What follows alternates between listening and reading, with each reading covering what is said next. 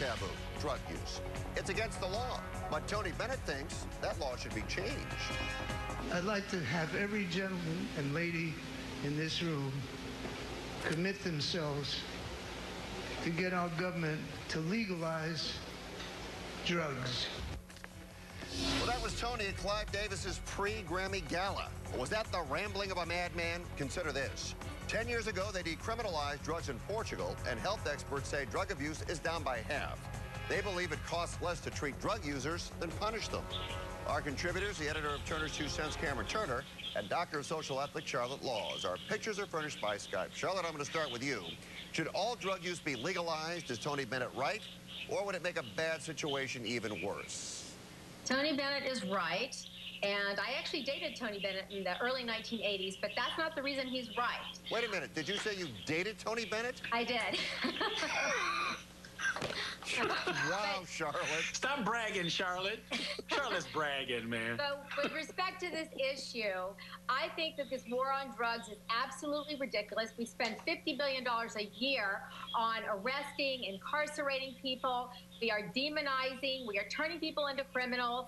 And I think when you treat people like children, they act like children. I think people would be more responsible if we treated them as adults, and they should be able to decide what they want to ingest themselves. And this example of Portugal shows that it can work when you put the emphasis on treatment and helping people. And they had this program of decriminalization put in place in 2001. And if someone is found with drugs there, they go before a 3-person panel, which is a psychiatrist, a social worker, and a lawyer, and they come up with a program or a plan to help that individual. Charlotte? And they've saved a lot of money for society. Charlotte, when you dated Tony Bennett, did you use drugs? No. All right. And I never saw him use drugs either.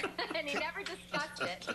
All right, Cameron, I don't know if you've ever dated Tony Bennett, but what do you think? No, I've never met Tony Bennett. I saw him at Tower Records back in the 80s. Maybe he was going to Charlotte's house. I don't know. But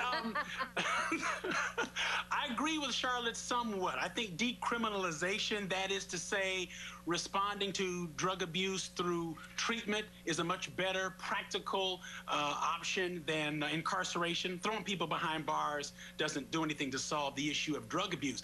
But Tony Bennett is wrong when he said that part of the clip you didn't show was when he said that, hey, you know, if you make drugs legal, then they can be administered by a doctor and that'll make them safe. That argument just does not hold up. When you start talking about heroin, cocaine, PCP, methamphetamine, these are dangerous drugs that cannot be, highly addictive, dangerous drugs that cannot be administered safely. So that part of the argument is completely falls flat. So legalization, no. Decriminalization, I think there's some strong argument there. All right, Charlotte, Cameron, you both agreed on that. What about this? Do you think this is a good idea or a bad idea? In the city of Los Angeles, if you were late to school, you could be fined $250. Now, the feeling was that sent students a stern message. You better be on time, but that message could be changed. City Council considering getting rid of the fine, replacing it with counseling or community service. If a student was ticketed 3 times for being late, there would be a fine that would be well under $250. They're still trying to figure out what that would be.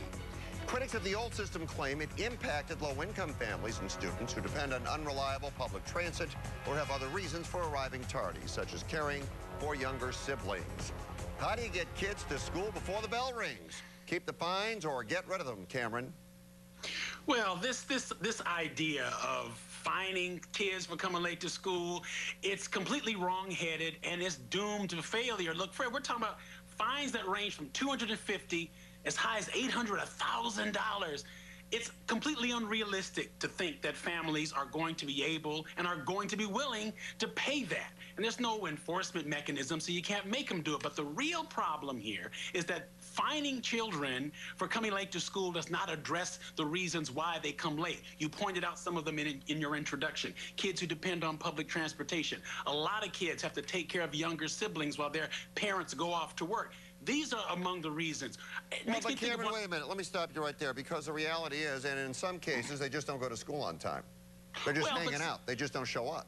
Well, but you see, that's part of what you do in the sorting out process of determining if these are excused or inexcused tardies. When I was president of my kids' PTA out in Monrovia at the elementary school, we dealt with this issue, and we found that what you've got to do as a school is you've got to make contact with families and find out what's going on. In many cases, parents don't know that their kids are arriving late to school, and there may be some very significant, real challenges to them getting there. Fining is not going to work, and it doesn't address the problem. So I think the city council is absolutely right to consider scrapping this idea. All right, Charlotte, we got about 30 seconds. Go ahead.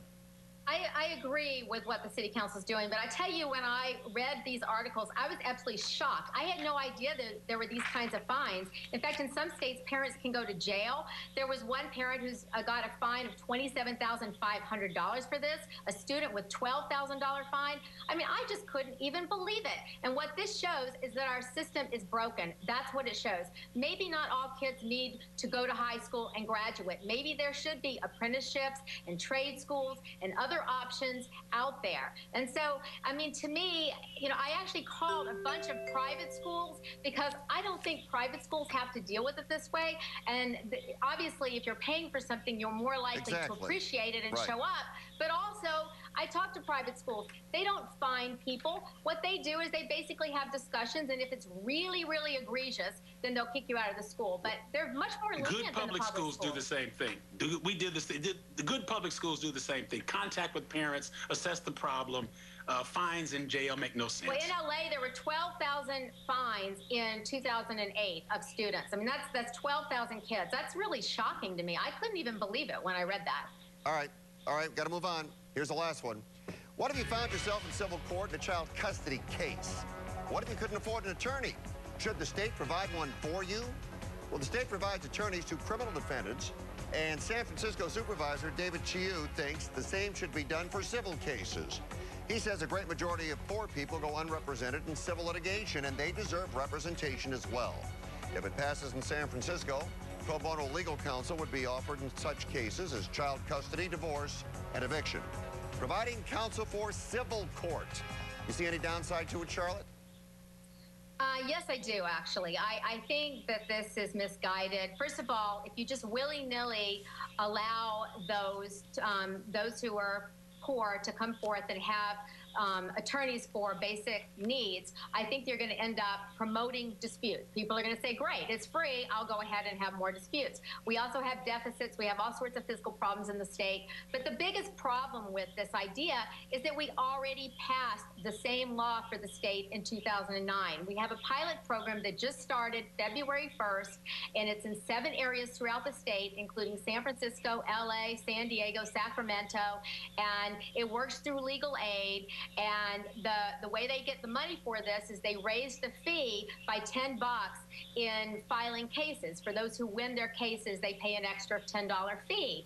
And so the idea is to see if this helps the state with regards to saving money on social services. And then in 2015, there would be a report made, and they give this report to the legislature and the governor to see if this was successful. Well, Charlotte, and that's the smart way to do it. Here's the deal. You know the facts, and listening to the numbers and the dates, you're the only person that might be able to fix the state budget, because you seem to have all those numbers quite at your fingertip. Kevin, what do you think? I don't think that I don't think that access to justice ought to hinge on anybody's financial status. And the fact is that low-income people, particularly low-income people who may not be particularly well-educated, or for whom English is not their first language, these members of our society have a particularly difficult time navigating the complexities of our legal system. So I think it's perfectly appropriate. As you say, we provide legal counsel in criminal cases. I think it is a completely appropriate use of state resources to provide legal counsel in the cases of civil matters. You mentioned eviction. I think that's a perfect example. Someone who was facing eviction, maybe dealing with a management company that's well represented by attorneys. I think that the person who's facing eviction should have that same option. This is a matter of fairness and opportunity, and I think it's going to expand the access to justice for all of us. And I'm in favor of it. the criminal justice system is actually suffering right now, too, because Charlotte, 10 seconds. 10 seconds. Go ahead. Too many cases. The public defenders have too many cases. And so 60% of them have more than they should have. But we're not going to scrap the public defender because the caseloads are too high. The concept of the public defender is a good one. We're just trying to figure out how to make it work. I think this is another good idea that we have to try to figure out how to make work. All right, we'll try to figure out how to make it work the next time you guys get together with us again, I promise. Good job tonight. Thanks a lot.